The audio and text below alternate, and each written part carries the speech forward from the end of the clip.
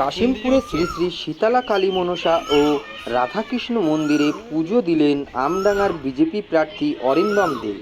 শনিবার সকালে আমডাঙ্গা বিধানসভার কাশিমপুর অঞ্চলের 192 নম্বর পার্টে স্থানীয় বিজেপি কর্মীদের সঙ্গে নিয়ে এই প্রাচীন মন্দিরে পুজো দিলেন প্রার্থী। এদিন মন্দিরে পুজো দিয়ে বেরিয়ে বিজেপি প্রার্থী অরিন্দম দে জানান, আমি মানত করলাম এই ঠাকুরের সামনে এসে যে সকল মানুষের শুভ মঙ্গলময় হয়ে উঠুক, এটা কামনা করেছি।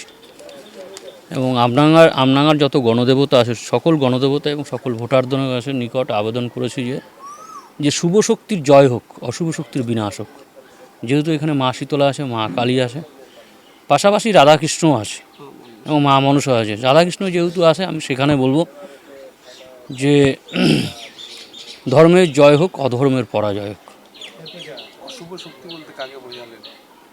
অশুভ শক্তি দেখুন, পশ্চিমবাংলায় যে তৃণমূল কংগ্রেস পরিচালিত যে সরকার চলছে, সেটা অশুভ শক্তি আমি মনে করি। কারণ বিষয় হচ্ছে 2018 সাল থেকে 2026 সাল পর্যন্ত প্রায় 300 জনের উপর বিজেপির কার্যকর্তা মার্ডার, খুন খারাপই হয় এবং 1 লক্ষর উপর কার্যকর্তা, কর্মী, সমর্থকের উপর নন বেলেবল সেকশন, জামিন অযোগ্য ধরা দেয় 2018 সাল থেকে।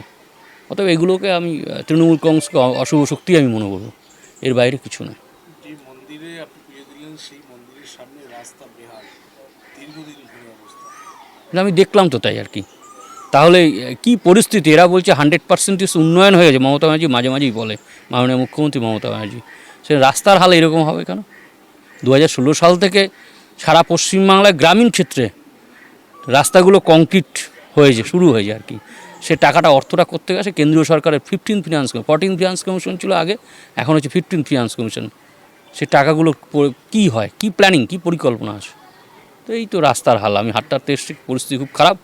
আমি বারবার বলছি বিভিন্ন সময়, এই সময় এই যে নির্বাচন চলাকালীন, যে আমডাঙ্গার বিভিন্ন প্রান্তে বড় বড় রাস্তা আছে, চওড়া রাস্তা, যেটা মেইন সড়কের সঙ্গে যোগাযোগ হয়, সেই রাস্তাগুলোর হাল খুব খারাপ।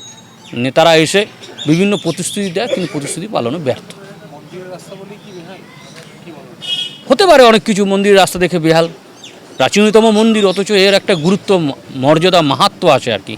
তার উপর দিয়ে মানুষ চলাচল, মানুষ এখানে পুজো আর্চা দেয়, আরাধনা করে, ব্রত পালন করে। এটা ঠিকঠাক করতে পারে না।